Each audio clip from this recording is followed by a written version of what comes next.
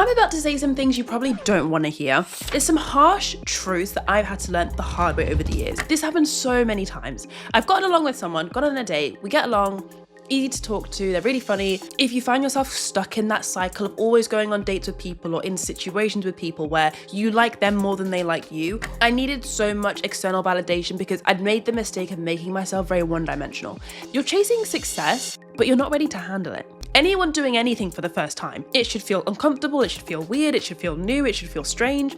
And you know each other on a surface level, but beyond that, there's actually nothing really much holding the friendship together. Because the hallmark of a healthy friendship is healthy boundaries. Hey, if you're new, I'm Christina and I make videos for people who are feeling lonely. If you're a people pleaser, overachiever, overthinker, over anythinger, you're in the right place. I was thinking of the idea of this video and I thought there's some harsh truths that I've had to learn the hard way over the years. Like little things which I was in denial about for so long. And it took me having a friendship breakup or being ghosted by someone, something falling apart for me to learn, I'm gonna have to learn this the hard way. And I thought, why don't I put a bunch of those all together in one video? Some of these took me years and years and years to learn. Some of them took me only a few days to learn that I've literally learned very, very recently. But I thought I'd kind of put them all together and share them with you in this video. Let's not waste any time. First harsh truth that you probably need to hear: why would people pick you if you don't pick yourself? A few years ago, when I was a very studious medical student whose whole life revolved around going to the library, doing flashcards, going home and doing flashcards, studying in bed before I go to bed, and then repeating every single day. My whole entire life revolved around studying and revolved around exam results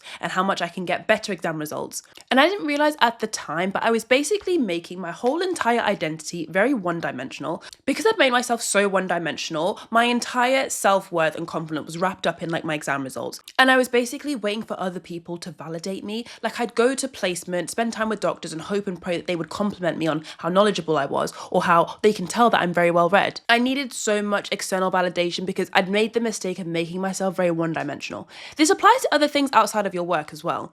If you're the sort of person that feels like you never have any friends and no one wants to spend time with you, what's wrong with me? Why am I so lonely? What am I doing wrong? You might be waiting around for other people to confirm and say that you're really good company and you're really funny and you're really cool, rather than telling yourself those things first. For example, during this time, I was also I didn't have that many friends. I had a few people that I'd study with and I had people that I lived with, but I didn't feel like I had super tight-knit close friends. And I remember back then, my housemates that I lived with, they would have friends and go out and play sports or go out and like go to clubs and stuff. And I would think, I don't have that. I don't have people to do all those things with. Like, what am I doing wrong? And looking back, I had to ask myself, like, Christina, why do you want people to choose you when you don't even choose yourself? Like, do you even like your own company? All you do is spend time studying and planning to study and thinking about when you're going to study next. Like, do you actually do anything for fun on your own? Do you even watch Netflix and have a good time on your own? Do you even listen to music and just have like a nice chill little walk out in a park on your own? Do you even enjoy your own company? Why would people choose you if you don't choose yourself? This applies to relationships as well. If you find yourself stuck in that cycle of always going on dates with people or in situations with people where you like them more than they like you, or you're only ever an option to people, you're never like the only person they're talking to. I've learned the hard way. You have to place so much value on what you're looking for and what you want. Like this happens so many times. I've gotten along with someone, gone on a date, we get along, easy to talk to, they're really funny, and they say, or I say at the end of the day, like, oh, I'd love to see you again. Okay, sure, we get along, sure, there's chemistry maybe, but then when it's happened the last time I spoke to someone, it turns out they actually wanted something casual, and I was like, cool, thank you for saying that, because I now no longer want to see you. Like this, I don't want to end up in a situationship. I don't want to end up being like strung along. I don't want to end up in a 2-year situation where it's like, well, I told you I was looking for something casual and I want something serious. Like, it needs to end now. I've learned now you have to choose yourself. You have to choose what you want. It might mean starting all over again, which I know is so exhausting for a lot of people that are just sick of dating apps. I know choosing yourself, which means like ending things, even if you had a lot of chemistry with someone, it can be a bit like daunting to say like, what if I never meet someone like this again? But I've learned the hard way. You have to set the standard for what's going to come into your life. Like you can't just you can't let numerous things slide over and over again. Like, okay, you want a casual relationship. Okay, then fine. Like I'll just put up with it. And then a year goes by and now you're unhappy. You start over again. And then someone else says, oh yeah, I'm looking for something casual too. Just a friends with benefit situation. And then you let that slide as well. It's going to be like, when will you ever choose yourself? A lot of this comes down to validation. Sometimes it's very, very tough to feel confident within yourself. before you see anyone do it for you. Like, a lot of us need someone else to validate us or give us a compliment. Say that we're really smart. Say that, Christina, wow, you're so intelligent. Like, you're very well read. Like, I needed that to believe it for myself. Another harsh truth I've had to learn the hard way. This is a recent one I've learned. You're not obsessed with being productive. You're obsessed with avoiding your problems. I have actually made a whole entire video on this topic about how you're not productive, you're emotionally numb. Essentially, for the longest time, if you couldn't tell already, I was obsessed with studying. I was obsessed with being just the best student, like the smartest student, the student who would never do any wrong, like the best grades possible, doing absolutely everything, like being so productive. And I thought this was like, I'm chasing my dream, I'm in medical school. Like, and maybe there was some truth to that. Being a doctor has been like a lifelong dream since I was like a teenager. So it was definitely a huge deal to finally be at medical school and like living the dream in a sense. And it got to the point where I had to ask myself, Christina, do you actually have a fear of not being productive, being lazy, because you don't want to be lazy, or are you just trying to avoid your problems? Being productive is a great thing to strive for when you're trying to avoid your emotions. It looks like a great thing to do. Like, I'm doing good. I'm doing good things. I'm being productive. I'm getting things done. I'm getting smart. I'm getting better. Look at the validation I'm getting. Look at how many people say like, wow, you got that result in your exam. Or how did you know that was the answer? Like, can I copy your notes? Like, it seems like the good thing to do. You're getting so much reward for it. But on the flip side, you literally can't remember the last time you cried. Or when you're talking to someone, touchy subject for you comes up, you literally change the subject quickly because you can't even fathom like talking about something that's really like touching and emotional for you. Or you get invited to do fun things with friends, go out for dinner, go out and play games, whatever, but you'd actually rather get work done. You don't really feel like being around people and pretending like things are okay. In a conversation, you'll strategically only ever talk about their problems the moment they bring it to you. Like, oh, how are you feeling? What's going on with you? You touch on something that's surface level. It's not really that deep. You only ever scratch the surface with people, but you're happy to dig deep into other people's problems. And when it does come to getting work done, you're happy to neglect yourself. Like, you'll eat poorly, not drink enough, barely exercise, barely shower. Like, you'll literally self-neglect just for the sake of getting your work done. I know this all too well. I've been that person that overworks to compensate for ignoring my problems. I didn't see it as ignoring my problems back in the day though. I just thought like, I'm driven, I'm motivated. No one else is as motivated as I am. No one else is as ambitious as I am. And I really don't want anyone to read into this too much. Like, you might be like, oh, Christina, I'm productive and I work a lot, but I'm not ignoring my problems. Maybe you aren't, and that's amazing. This video is just some harsh truths that I've had to learn for myself. Another harsh truth on the topic of friendships and relationships is that your relationships are a reflection of you. For example, if you feel like you have a bunch of lukewarm friendships of people that don't fully know you, and you feel like, you know, like you can kind of say hi and you know each other on a surface level, but beyond that, there's actually nothing really much holding the friendship together. Throughout my late teens, this was me. And I think this was a reflection of me in the sense that like, I was never opening up. I was never going deep with people. You don't need to have dozens and dozens of friendships to feel like you actually have a good community around you. But even just if you have one or two people in your life that do encourage you to open up and you're refusing to, or you find it really difficult to, which was me, it was always so tough to open up. The reason why you might have those lukewarm surface level friendships is because you never feel like you can open up. Or on the flip side, if you feel like your friends, you know, the few friends you don't have dozens and dozens, but the few girls that you know or the few guys that you know, they're so kind, they're so genuine, they're always there for you. You're always there for them. That is also a reflection of you. Or if you feel like you know a bunch of people and they're kind and they're nice, but you give so much more to them than they give to you when it comes to your time and effort, you're always going above and beyond for them. If you feel like all your friends only ever take from you and you're actually getting a bit burnt out and exhausted from it, your relationships reflect you in the sense that this might be a sign that you need to put in boundaries. This was something that I learned the hard way. When I had a friend that had a really tough upbringing and a really tough life in general, and we got along in so many ways. Like, they were a great person. I was giving so much and it wasn't reciprocated. And this person knew it. But because I actually never said anything, I feel like they just went along with it and were like, oh, Christina's happy to kind of like do all this effort and plan things and initiate things. And this was a reflection of me in the sense that I was too scared to assert boundaries. I didn't feel like I had the right to stand up for myself. I felt like the only right I have is to just put up with this and say it's okay and to go along with it, even though I'm unhappy. And the harsh truth I've only realized recently is that is just a reflection of you if you feel like your friendships aren't where you want them to be. And what I want to emphasize so heavily is I don't want you to think friendships have to look like what they are on Instagram, because I know it sounds ridiculous, but so many of us, without even trying or measuring up what our friendships look like in real life to what a highlight reel of someone else's friendship looks like on Instagram or on Pinterest. Just because you see people hanging out and having brunch every other weekend, going to Pilates, having matcha together, doesn't mean that that is like an ideal friendship that you would want. I think the best way to measure a friendship is not at all by what it looks like and how often you see the person, to be honest. but instead how they make you feel when you're with them. For any of my people pleasers out there, I really want you to know you do not have to be the fully available, always there for you. I'm going to give and give and give. You can walk all over me and I'm not going to say anything.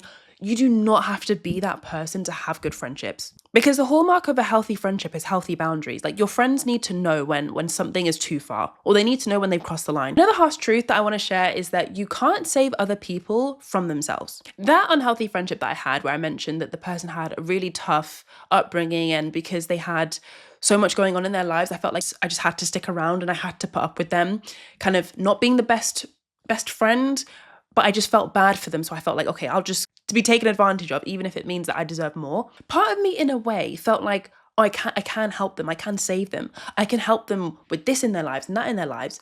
I don't want to be too specific, but like, I felt like I can help and I can save them. And I was talking about this in my video, empathy without boundaries is low self-esteem, because I felt like my empathy was what was keeping me there and almost what they were taking advantage of. And in that situation, I think boundaries is what could have saved me. Boundaries is what could have allowed me to leave that situation.